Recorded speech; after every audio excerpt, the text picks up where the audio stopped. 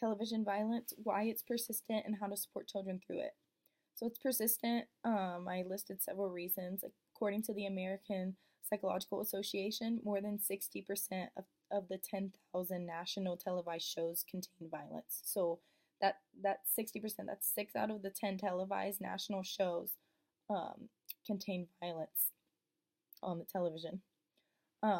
Violence on the television has become glamorized. It seems like, Hollywood and other things have just made it seem like it's okay to, use aggression and be violent towards others to express your feelings, but that's obviously not okay.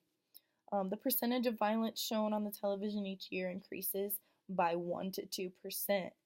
So, over a course of 10 years, that's a 10 to 20% increase of the violence that's shown on television. So, 1 to 2% may not seem like a lot in a year, but if you look at it from a 10-year span, it could be nearly 20% increase that violence on the television is shown, which is crazy when you think about it. So how can we support children through this? So according to Elizabeth Tallman, she is the editor for the author for the Center of Media Literacy. Parental control on the television. According to this article, they say that this can be accomplished by setting limits on how much your children watch and by setting guidelines on what they can watch. So, just making sure that your children know what they are and aren't allowed to watch. And also, there are, you have the opportunity on certain televisions to set those parental controls so that they physically do not have access to watch things that could contain violence. Another way is managing when children can watch television. So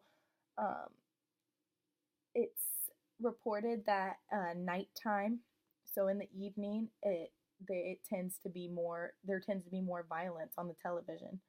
So, maybe making sure that your children are watching television more towards the daytime, or just limiting how much they can watch, so that they are not watching it when it's likely that violence is on the television more so.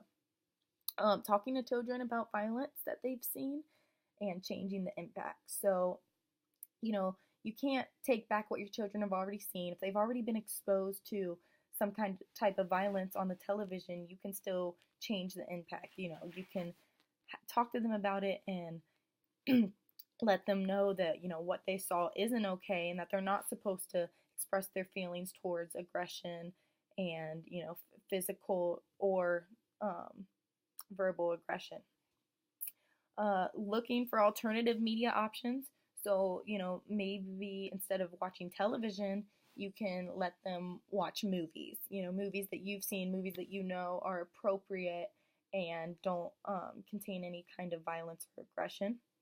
And talking to other parents and guardians. So, you are not just getting information from your point of view, but you're getting other parents' point of view, what they've done, how they've talked to their children, and you can figure out what it is that you need to do to monitor your child and make sure that they're not being exposed to the type of violence and aggression that is available on television.